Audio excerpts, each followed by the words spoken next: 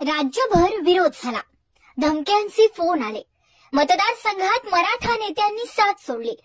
पण छगन भुजबळांनी ओबीसीतून मराठा आरक्षणाला विरोध सुरूच ठेवलाय. मनोज जरांगेंच्या लढ्यापुढे सरकारनेही 2 पावलं मागे घेतली, पण छगन भुजबळ मागे हटण्याच्या भूमिकेत दिसत नाहीत. आजवर अनेकदा राजकारण पणाला लावलं, पण भुजबळांनी ओबीसींच्या मुद्द्यावर कधीच नमती भूमिका घेतली नाही. ज्या काळामध्ये बाळासाहेब ठाकरेंचा शब्द ओलांडण्याची कोणाचीही हिंमत नव्हती, त्या काळामध्ये भुजबळांनी ओबीसींच्या मुद्द्यावरून शिवसेनेलाच आव्हान दिलं होतं.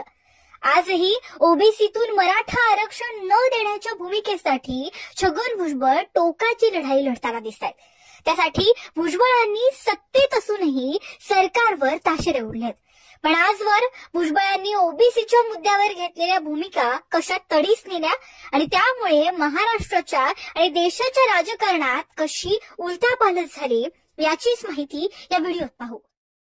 मराठी आणि हिंदुत्वाच्या दुधारी तलवारीवर शिवसेनेची लढाई सुरू असताना ओबीसी घटकांना भुजबळांनी शिवसेनेसोबत जोडण्याचे प्रयत्न केले.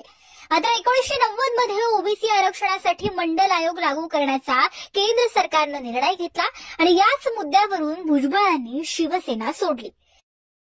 1985 पासून मंडल आयोग लागू करण्याची भुजबळांची मागणी होती. 1990 मध्ये मंडल आयोग लागू होताच बाळासाहेब ठाकरेंनी त्याला विरोध दर्शवला. पोटाला जात नसते, जातीवरून आरक्षण न देण्याची भूमिका बाळासाहेबांनी घेतली. शिवसेनेचा विरोध असतानाही भुजबळांनी जातीय आरक्षणाचं समर्थन केलं आणि शिवसेनेनं मंडल आयोगाला विरोध केल्यानंतर भुजबळांनी पक्षातून बाहेर पडण्याचा निर्णय घेतला. मंडल आयोगाच्या मुद्द्यावरून छगन भुजबळांनी बाळासाहेब ठाकरेंना खुलं आव्हान दिला आणि बंड घडवून आणत काँग्रेसची वाट धरली. मात्र काँग्रेस सोबत असतानाही भुजबळांनी ओबीसींसाठी सरकारची घेरेबंदी केली. मंडल आयोग लागू होताच भुजबळांनी जातीनिहाय जनगणनेची मागणी लावून धरली. डिसेंबर 1993 मध्ये राष्ट्रपती शंकर दयाळ शर्मा यांच्यासमोर जातीनिहाय जनगणनेची मागणी केली. 2010 मध्ये सुप्रीम कोर्टामध्ये समता परिषदेकडून जनगणनेसाठी याचिका दाखल करण्यात आली. 2010 मध्ये तत्कालीन खासदार समीर भुजबळांच्या माध्यमातून ओबीसी जनगणनेचा मुद्दा संसदेमध्ये मांडला गेला. मुलायम सिंग यादव, लालू प्रसाद यादव, शरद यादव, मायावती अशा सर्व पक्षीय नेत्यांना एकत्र आणत जातीनिहाय जनगणनेसाठी समर्थन मिळवलं. सर्वपक्षीय दबावानंतर 2010 मध्ये युपीए सरकारकडून जातीनिहाय जनगणनेची घोषणा झाली. ओबीसी जनगणनेसाठी भुजबळांनी राष्ट्रीय पातळीवर आपली ताकद दाखवून दिली. युपीए सरकारला जातीनिहाय जनगणना करण्याचा निर्णय घ्यावा लागला. यामध्ये छगन भुजबळांचा सिंहाचा वाटा राहिला. राष्ट्रवादी काँग्रेस युपीएचा घटक पक्ष असतानाही ओबीसी जनगणनेसाठी भुजबळांनी काँग्रेसची घेरेबंदी केल्याचा इतिहास आहे.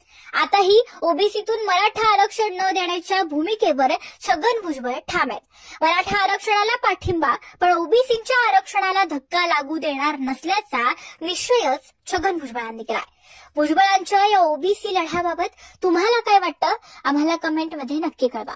हा व्हिडिओ जर तुम्ही फेसबुकवर पाहत असाल तर मटाचं फेसबुक पेज लाईक करा आणि जर युट्यूबवर पाहत असाल तर मटाचं युट्यूब चॅनल सबस्क्राईब करायला विसरू नका. असेच व्हिडिओ आमच्या युट्यूब चॅनलवर पाहत रहा.